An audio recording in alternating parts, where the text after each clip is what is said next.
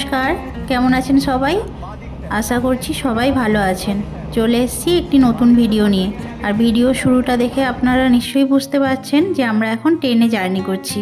কেননা সবুজ গাছপালা এগুলো ট্রেন থেকেই কিন্তু বেশ ভালো লাগে দেখতে, তাই না? যদিও বা বাসেও ভালো লাগে। এখন বাজে ঘড়িতে প্রায় 5টা 10 মতো, এইমাত্র আমরা ট্রেনে উঠলাম। আজকে যে শিবরাত্রি স্পেশাল ট্রেন দিয়েছে, তো তাতেই আমরা যাচ্ছি। এটি হাওড়া তারকেশ্বর লোকাল। এই স্পেশাল ট্রেনটা পাওয়াতে আমাদের একটু সুবিধেই হয়েছে, না হলে হয়তো আর একটু দেরি হয়ে যেত। আর আমরা এখন যাচ্ছি কলকাতার আমার স্ট্রিটে, পিসি শাশুড়ির বাড়িতে। সেখানে বিয়ে আছে পিসি শাশুড়ির নাতির, তো সম্পর্কে আমার হবে ভাইপো আর আমি হব কাকিমা।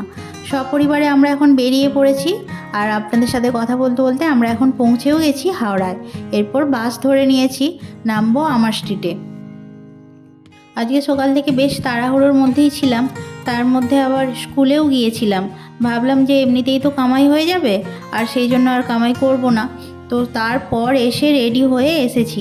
ব্যাগপত্র সব আগেই গুছিয়ে রেখেছিলাম, সেই জন্য খুব একটা অসুবিধা হয়নি। তাও বাড়ি থেকে সবাই মিলে বেরোলে তো একটু অসুবিধেই হয়, তাই না? সেই জন্য একটু বেশ দেরিও হয়ে গেল। চলুন, এখন আমরা চলে এসেছি আমাদের যেইখানে পৌঁছানোর কথা ছিল সেই জায়গায়, পিসিমার বাড়িতে। আসার পথে একটু রাস্তাটা গুলিয়ে গিয়েছিল, কেননা বেশ অনেক দিন পর পর আসা হয় তো, তাই একটু এদিক ওদিক হলেই দেখি বেশ গুলিয়ে যায় রাস্তাটা। যাই হোক, তারপর ঠিকঠাক পৌঁছেও গেছি। এখন ঘড়িতে প্রায় 8:30 মতো বেজে গেছে। তাই আসার সাথে সাথে দেখলাম যে সবাই মোটামুটি এসে পৌঁছে গেছে, আমাদেরই একটু লেট হয়েছে। আসলে বিয়েবাড়িটা না বেশ কিছুদিন আগে থেকে শুরু হয়েছে, 1 সপ্তাহ ধরে অনুষ্ঠান চলছে, কিন্তু এতদিন ধরে থাকা তো এখানে সম্ভব নয়। তো আমরা মোটামুটি ওই রিসেপশনের আগের দিনকে এসেছি। আর কি সুন্দর বাড়িটি সাজিয়েছে দেখুন, ভীষণ সুন্দরভাবে কিন্তু সাজিয়েছে। আর ওই যে জায়গাটা দেখতে পাচ্ছেন, ওখানে হয়েছিল গায়ে হলুদ। বাড়ির ভেতরটা বেশ সুন্দর সাজিয়েছে দেখে একবার বাইরেও এসেছিলাম যে বাড়িটা কেমন লাগছে। তো একবারে বাইরে না গিয়ে একটু সাইড থেকে দেখছিলাম, তো তাই এইভাবে দেখতে পেয়েছিলাম। এই যে ডান দিকের অংশটা দেখছেন, এটাই কিন্তু এই বাড়িটাতেই আমরা আছি। আজ পর্যন্ত সমস্ত অনুষ্ঠান বাড়িতে হলেও কালকে রিসেপশনের অনুষ্ঠান কিন্তু লজে হবে। যেহেতু সারাটা দিন কিছু না কিছু কাজের পর তারপর আবার জার্নি করে এখানে আসা হয়েছে, তাই মনের মধ্যে যতই আনন্দ থাকুক, শরীরটা কিন্তু আর সায় দিচ্ছে না। আর সেই কারণে কিন্তু সবটা যে সুন্দর করে ভিডিও করব সেটাও করে উঠতে পারছি না। তবে যতটা সম্ভব করে দেখাতে পারছি সেটাই আপনাদের দেখাচ্ছি। বাড়ির সবাইকে দেখলাম বেশ সুন্দর সাজগোজ করে আছে, কিন্তু আমাকে আর ভালো লাগছিল না বলে আমি আর কোনো শাড়ি চেঞ্জ করিনি। তো যেটা পরে গেছিলাম ওটাই পরেছিলাম। ভাবলাম যে আর 1/2 ঘন্টা পরে খাওয়া দাওয়া করেই তো শুয়ে পড়বো আজকে। তো আজকে আমি আর শাড়ি চেঞ্জ করব না। আর এদিকে সাম্যর বাবা দেখুন, সাম্য কোথায় গেল সেটা নিয়ে খুঁজছে। এই হলো আরেক ছেলে, যেখানেই যাক ওর কোনো অপরিচিত বলে ব্যাপার নেই। ধরো আমি গিয়েছি অনেকবারই, কিন্তু তাও আমার গুলিয়ে যায়, ওর কিন্তু কিছুতেই হয় না। তাও আমার ভয় লাগে যে যদি কোনো কারণে বাইরের দিকে নেমে চলে যায় তাহলে আবার রাস্তায় চলে যেতে পারে, আর রাস্তায় যাওয়া তো বিপজ্জনক। ওপরের বারান্দা থেকে দেখুন কি সুন্দর লাগছে গায়ে হলুদের জায়গাটা, তার সাথে আলপনাটাও কিন্তু বেশ সুন্দর এঁকেছে। এইখানে প্রত্যেক বছরই জগদ্ধাত্রী পুজো হয় পিসিমাদের বাড়িতে। তো যেহেতু আমাদের দেশের বাড়িতে পুজো হয়, তাই আমাদের আর যাওয়া সম্ভব হয়ে ওঠে না। আমরা আমাদের ব্যাগপত্র সমস্ত কিছু রেখে দিয়ে দেখলাম যে মা কোথায় আছে। তো খুঁজতে খুঁজতে গিয়ে দেখলাম মা এদিকে কাকিমাকে পেয়ে গেছে আর সবার সাথে গল্প করছে। আর এই যে রুমটা দেখতে পাচ্ছেন, এখানে আমরা কাকিমারা সবাই একসাথে আজকে শোবো। তো বেশ আনন্দ হবে, অনেক গল্পও হবে। যে কোনো অনুষ্ঠানে সেই জন্যেই আরও বেশি আনন্দ হয়। এই যে সবার সাথে একসাথে দেখা হওয়া, একসাথে সময় কাটানো, এটাই তো আনন্দের, তাই না? সবাই মোটামুটি হাত পা ছড়িয়ে এখানে গল্প করতে শুরু করে দিয়েছে। কে কখন এসেছে, কার শরীর কেমন আছে, কে কী খাওয়া দাওয়া করেছে, সমস্তটাই।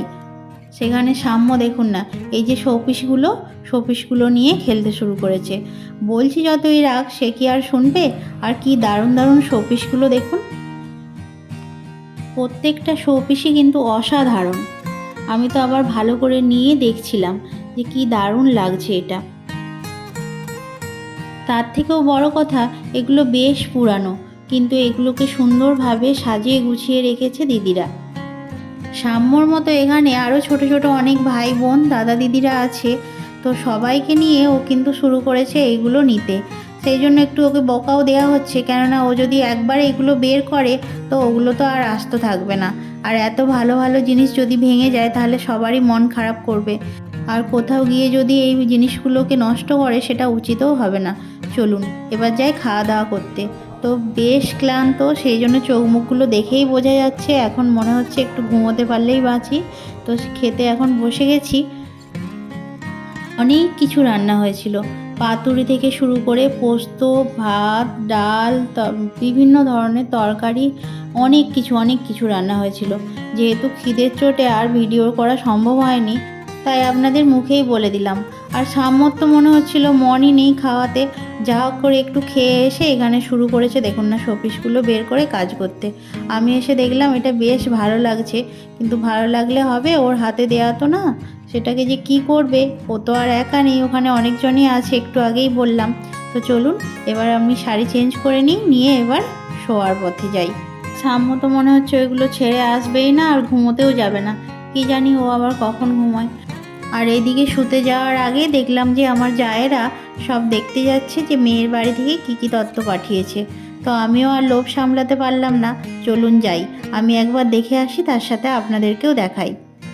আর এই যে দেখুন বর আর বধূর একটা প্রি ওয়েডিং শ্যুটের ফটো,